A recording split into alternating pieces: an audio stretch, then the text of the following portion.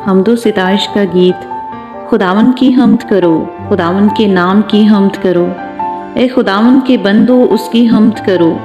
तुम जो खुदावन के घर में, हमारे खुदा के घर की बारगाहों में खड़े रहते हो, खुदावन की हम्द करो, क्योंकि खुदावन भला है। उसके नाम की मदद सराई करो कि ये दिल पसंद है, क्योंकि खुदावन ने याकूब को अपने लिए और इसराइल को अपनी ख़ास मिल्कियत के लिए चुन लिया है। इसलिए कि मैं जानता हूँ कि खुदावन बुजुर्ग है और हमारा रब सब माबूदों से बालातर है।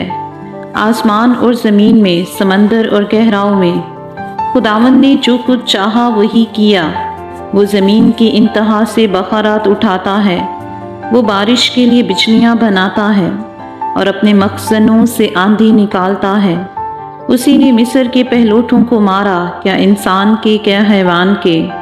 ए मिस्र, उसी ने तुझ में फ़ारौन और उसके सब खादमों पर निशान और अजायब ज़ाहिर किए। उसने बहुत सी कौमों को मारा और ज़बरदस्त बादशाहों को कत्ल किया। अमूरियों के बादशाह सेहून को और बसन के बादशाह ऊज को और कैनान की सब ममलिकतों को और उनकी ज़मीन मैराज कर दी, यानी अपनी कौम इसराइल की मैराज।